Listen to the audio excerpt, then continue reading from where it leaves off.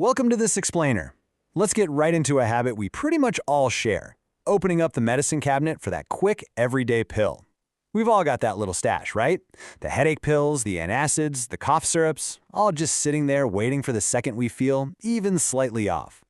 I mean, we do it to save time and money, sure, but we've got to ask ourselves, is that super convenient over-the-counter medicine actually doing silent damage to our bodies?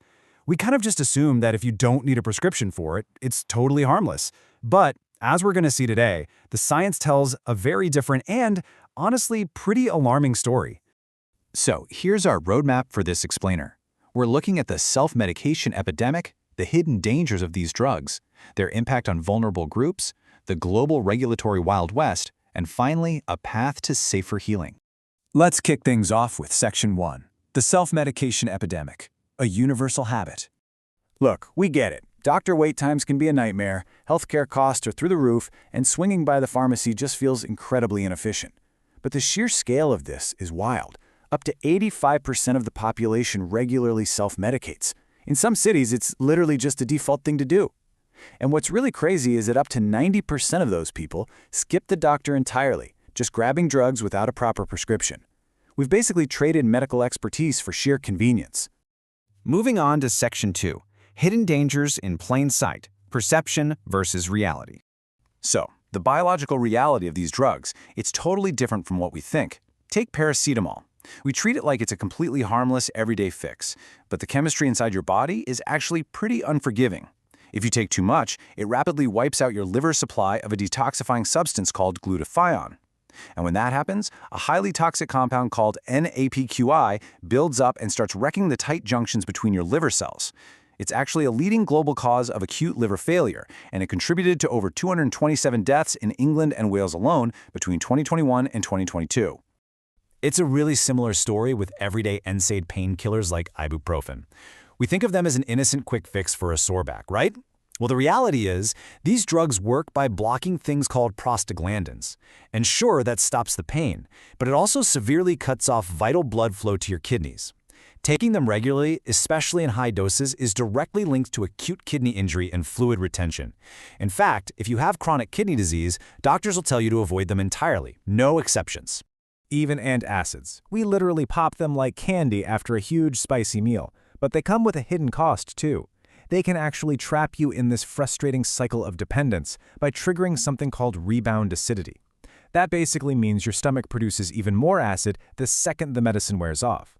Plus, the ingredients in antacids can physically block your body from absorbing other vital medicines, like certain life-saving antibiotics if you take them too close together. And speaking of antibiotics, this incredibly easy access is feeding one of the biggest global health threats we face right now: antimicrobial resistance.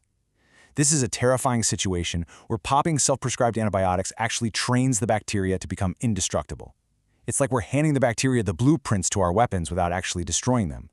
To put the massive scale of that into perspective, in 2019 alone, antimicrobial resistance directly killed 1.27 million people worldwide. In places where medications are super easy to get, like India, which is currently the highest consumer of antibiotics in the world, the results are just staggering. Some regions are seeing an 80 to 90% resistance rate to standard cholera medications. That is mind-blowing. This brings us to Section 3, vulnerable groups and addiction, going beyond the ailment. It's not just physical organ damage we have to worry about. Easy access to these drugs is silently pushing vulnerable people into really severe dependence. Take the true story of Rohit, a 23-year-old student. His journey started completely by the book. He got a legal prescription for strong painkillers after a bad car accident. But when those pills got too expensive, friends pointed him toward a cheap, easy-to-get over-the-counter option, codeine cough syrup. That completely spiraled into a brutal 3-year addiction, where he was drinking up to 5 bottles a day just to function. Ultimately, it took a grueling 2-year recovery at a medical university to get his life back. The chemistry behind how fast this happens is fascinating but incredibly tragic. Codeine targets the opioid receptors in your brain, absolutely flooding it with dopamine. That's your pleasure and reward chemical. Doing this repeatedly builds up a massive tolerance. Things that normally make you happy just stop working, and your brain physically starts needing the drug to function. Take it away, and you're hit with severe withdrawal symptoms like crippling anxiety and sleep issues. And we're seeing this across all generations. It's not just young people. Up to 20% of the elderly population in places like the UK are relying on over-the-counter laxatives. Chronic overuse makes the intestines become atonic. That essentially means the organs literally forget how to function naturally. They lose their physiological ability and end up requiring constant artificial, laxative-induced stimulation just to do their job. Next up is Section 4, the regulatory Wild West, a global comparison. So why is this happening so much in places like India compared to the rest of the world? It really boils down to a regulatory Wild West. If you look at the US, they have this highly structured, multi-tiered safety system with over 80 specific therapeutic classes and really strict FDA monographs. The EU, Japan, and Australia, they all have very specific tiered risk categories too. But India? There are practically no specific legal guidelines for over-the-counter drugs. They're still relying on a broad act that was drafted all the way back in 1940. Because there's no formal, legal OTC category in India, you end up with this massive, dangerous loophole. Any drug that isn't explicitly locked down as prescription only, like those in Schedules H, H1, or X, just automatically defaults to being an over-the-counter drug. And this gap is being exploited big time by the explosion of unregulated online pharmacies. They're delivering powerful medications right to your doorstep with inconsistent labeling and absolutely zero pharmacist oversight.